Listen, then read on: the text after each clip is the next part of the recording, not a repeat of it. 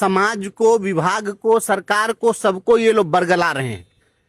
इन्होंने सबसे पहले कहा है कि हम समानुपातीकरण करेंगे, रेशनलाइजेशन करेंगे पहले। तो अब हमें पहले तो पूछना है कि जब आप समानुपातीकरण करेंगे तो जितने शिक्षक हैं, अगर आप कह रहे हैं कि कहीं पर एडिशनल हैं और कहीं पर खाली जगह है तो उसको भरेंगे, तो जब उसको भरने के लिए जब आप पहले ही सीट भर दीजिएगा तो जब रिक्ति ही नहीं रहेगी तो फिर आप ट्रांसफर कैसे करिएगा, यह सबसे बड़ा सवाल है।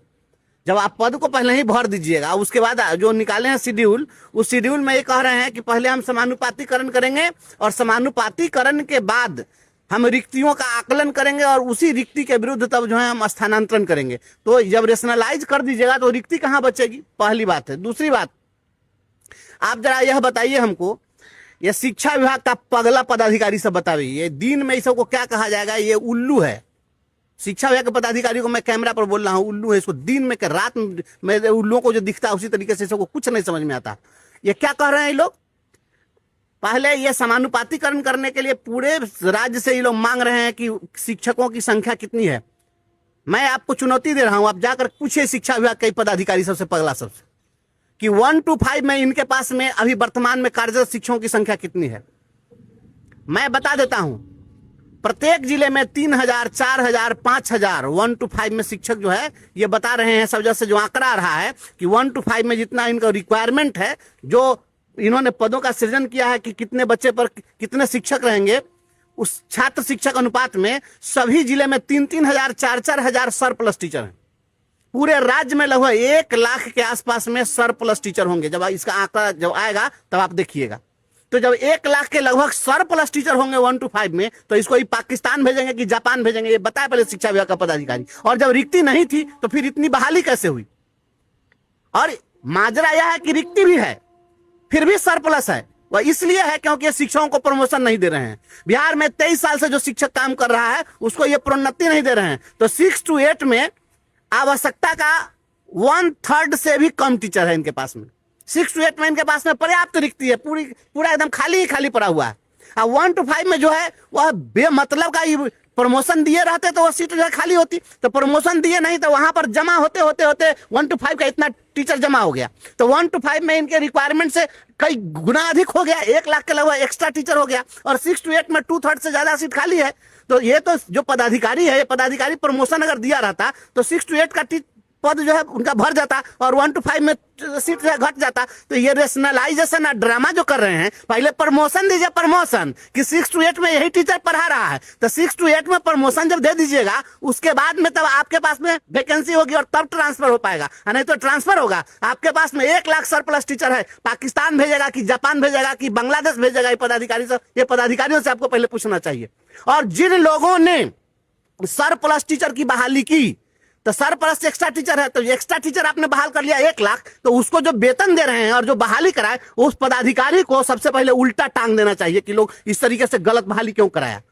रिक्ति जब नहीं थी तो इतना कहां से बहाली हो गई। सरप्लस टीचर का पहले काउंटिंग करके बतावे। तो सरप्लस बहाली करते चलेगा, उसको भुगतान कर रहे हैं, उसकी रिस्पॉन्सिबिलिटी कौन लेगा। तो बिहार सरकार में जो बैठा हुआ शिक्षा विभाग का पदाधिकारी सब हर दिन एक ड्रामा करता है, हर दिन नौटंकी करता है। नौटंकीबाज लोग हैं और इसे मुख्यमंत्री को बरगला रहे हैं। जब बिहार के माननीय मुख्यमंत्री कहते हैं कि हम महिलाओं को पंचायत के बगल में दे देंगे, तो जब रेशनलाइज करके भर दीजिएगा तो महिला को कहां से बगल में बहाल कर दीजिएगा। इन लोगों तो आखिर 1 to 5 में तो महिला भी है ना, तो बगल में क्या बहाल करिएगा। इनको पाकिस्तान भेजना होगा, बांग्लादेश भेजिएगा, चाइना भेजिएगा, श्रीलंका। ये नहीं होने वाला है। ये सबसे पहले चाहिए था इनको कि आप पहले 1 to 5 के टीचर को 6 to 8 में प्रमोशन दीजिए। जैसे ही आप प्रमोशन दीजिएगा कि 1 to 5 में आपको वैकेंसी हो जाएगी और 6 to 8 में भी वैकेंसी होगी, तो इसमें से आपको ट्रांसफर करने में भी सुविधा होगी। तो बिना प्रमोशन के ये ट्रांसफर होने वाला नहीं है। ये आईवास करिए, ड्रामा करिए। ये उधर से पदाधिकारी कह रहा है कि जब तक जनगणना चलेगी तब मार्च 2027 तक जो है इनके ट्रांसफर पर रोक लगा दीजिए। तो जनगणना कराने के फेरा में मार्च 27 तक शिक्षक को पहले दौड़ा के मारते रहेंगे, जान लेते रहेंगे। इधर में ये तमाशा कर रहे हैं कि हम रेशनलाइजेशन कर रहे हैं, तो रेशनलाइजेशन में पद भर देंगे, एक्स्ट्रा इनके पास में रेशनलाइजेशन टीचर हो जाएगा, तो उसको ही कहां पोस्टिंग करेंगे। उसके बाद में 6 to 8 में इनके पास में टीचर है, तो उसमें कहां का अपना घर से लेंगे, कहां से रेशनलाइज कर देंगे उसमें। तो 6 to 8 में पूरा 2/3 से ज्यादा वैकेंसी है, तो उसको पहले प्रमोशन से ना भर दीजिए। ये सारा का सारा तमाशा, जब तक शिक्षकों को प्रमोशन नहीं मिलेगा तब तक ये सब नहीं होने वाला है। और शिक्षा विभाग का पदाधिकारी आने दीजिए आंकड़ा, जब वास्तविक आंकड़ा आ जाएगा देख लीजिएगा 1 लाख के लगभग सरप्लस टीचर होंगे, और 1 लाख सरप्लस टीचर जिन लोगों ने अपॉइंट किया और जो लोग इन लोगों को भुगतान कर रहे हैं उसको अवैध भुगतान मानते हुए हम माननीय मुख्यमंत्री से मांग करते हैं कि आप ऐसे पदाधिकारियों पर कड़ी से कड़ी कार्रवाई कीजिए, सबको जेल भेजिए। नहीं तो माइंडलेस अफसर सब बैठ करके शिक्षा को बर्बाद करने पर लगा हुआ है। क्लास में बच्चा को 6 to 8 का टीचर सब्जेक्ट वाइज नहीं मिल पा रहा है। किसी स्कूल में एक विषय का 10-10 को टीचर पोस्टिंग कर दिया है, कहीं 2 कमरा है वहां पर 11 को टीचर बहाल है। ये सब का सब पूरा ड्रामाबाजी है। शिक्षा विभाग के पदाधिकारी आईवास करता है, मुख्यमंत्री को बरगलाता है, शिक्षा मंत्री को बरगलाता है। शिक्षा मंत्री और मुख्यमंत्री जी हमारे इस बात को गंभीरता से सुनिए, हम जो कह रहे हैं उसकी जांच करा लीजिए, अगर सही नहीं होगा तब जो कहिएगा हम मान लेंगे। ये पूरा का पूरा जो है एकदम आईवास हो रहा है। आप शिक्षा व्यवस्था को गर्त में पहुंचाने के लिए शिक्षकों के मनोबल को तोड़ा गया है। आप बताइए 23 साल तक प्रमोशन नहीं होगा। अब जब कोई एक लेबर मजदूर भी रहता है काम करने के लिए और किसी के साथ 2 साल 3 साल काम करता है तो उसके बाद वो करनी वसूली कहता है जब हम राजमिस्त्री हो गए। 23 साल से बिहार में वही एक्स्ट्रा प्राणी है शिक्षक, जिसको आज तक पूरी दुनिया में बता दीजिए कि ऐसा कहीं हुआ है कि कोई संवर्ग में कोई कर्मचारी बहाल हुआ 23 साल तक उसको प्रमोशन नहीं मिले। तो ये प्रमोशन नहीं दिया और एक्स्ट्रा बहाली करता चला गया। ये शिक्षा विभाग के पदाधिकारियों पर कड़ी से कड़ी कार्रवाई हुआ जितना रहा। मेरा प्रेयर था कि 4207/2025 लेटर जो बिहार सरकार शिक्षा विभाग के 4207/2025 शिक्षा विभाग के द्वारा जो लेटर इशू किया गया था उसमें प्रोन्नति जो है और टाइम बॉन्ड प्रमोशन दोनों का लाभ जो है सो पेटिशनर को दिया जाए। और चौथा मेरा उसमें प्रेयर था कि जितने भी इकोनॉमिकली बेनिफिट है, consequential benefit has been granted to the petitioner, and in that matter the honourable high court, the single bench of this honourable high court has listened the matter and directed to the respondent number 5 to consider the prayer of the petitioner within a period of 8 weeks. उसमें कहा गया माननीय उच्च न्यायालय के द्वारा कि petitioner के पूर्व के सर्विस को काउंट करते हुए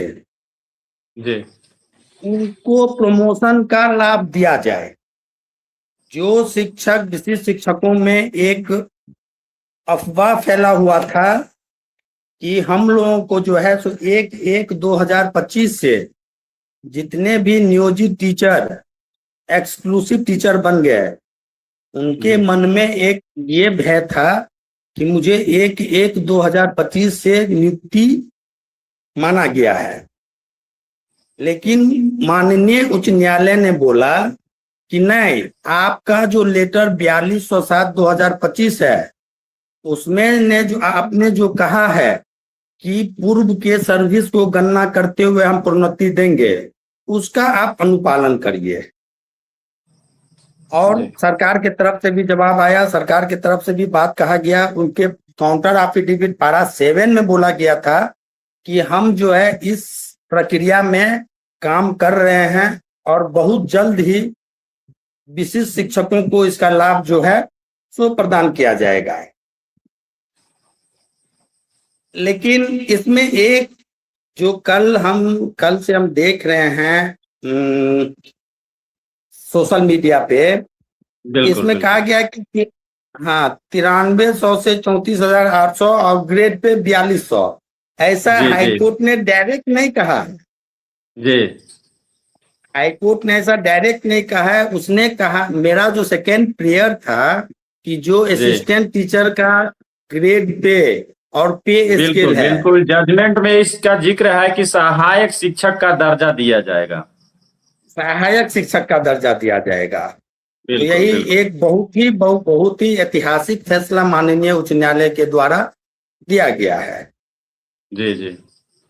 तो उसी आधार पर पेपर के